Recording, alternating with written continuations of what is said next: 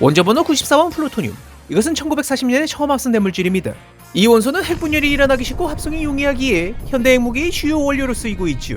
다만 이 물질을 그 유명한 맨해튼 프로젝트에 사용하던 1940년대 초의 미국은 플루토늄의 위험성에 대해 잘 인지하지 못하고 있었습니다. 그렇기에 잘 터지는군. 실험은 성공적이야. 그나저나 바람 참 시원하구만. 왕, 푸른 빛이 나네. 신기하다. 핵반응과 관련된 사고가 종종 발생하곤 했죠.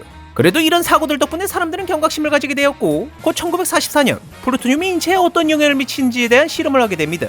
다만 애초에 극비 프로젝트와 엮여 있다 보니 이 실험 역시 극비로 진행하게 되었는데요. 처음에는 쥐와 같은 동물들을 대상으로 실험을 했어요. 하지만 1945년 4월 이들은 그걸로 충분하지 않다고 여겼는지 곧 인간에게 플루토늄을 주입하는 실험을 진행하기로 합니다. 물론 표면적으론 일단 때려보고 어떻게 지지나 보죠. 작정하고 사람 죽이는 실험은 아니었습니다.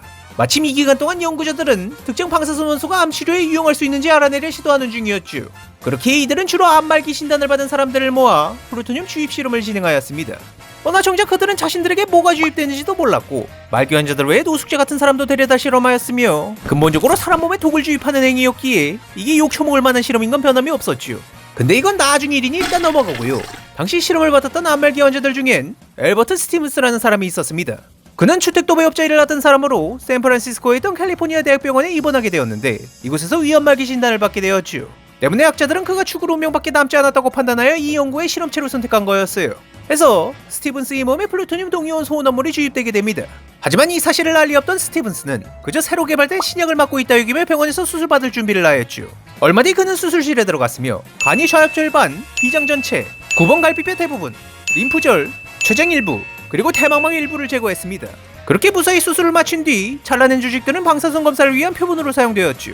그런데 여기서 정말 어처구니 없는 사실이 밝혀집니다. 암종양 있어요? 아니 없어요. 없었어요? 없어요. 없었어요? 아니 없어요.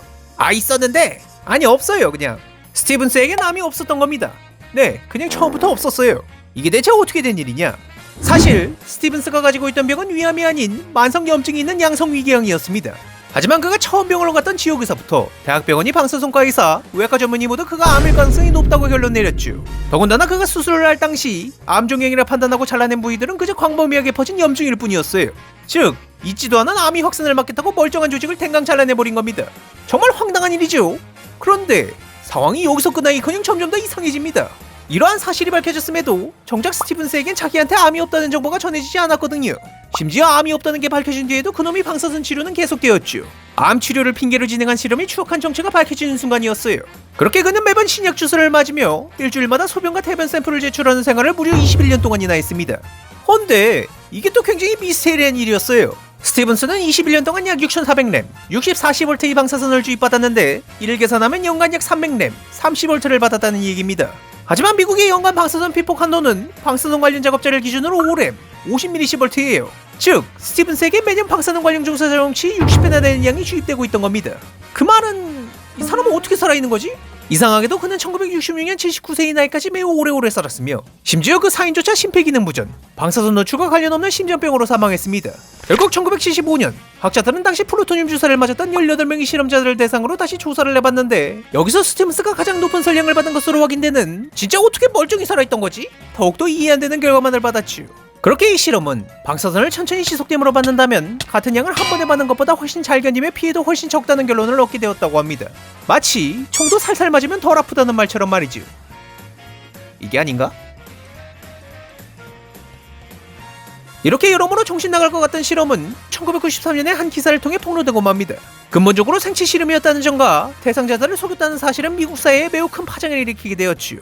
결국 1995년에 이에 대한 보고서가 발표되며 미국이 인간 방사선 실험과 관련된 수만 개의 문서가 대중에게 공개되었고 미국 정부는 시즌 65,535번째 욕처먹기에 들어가게 되었죠. 그리고 엘버트 스티븐스는 역사상 가장 높은 누적 방사선량을 견디고 생존한 인간으로 남게 되었다고 합니다.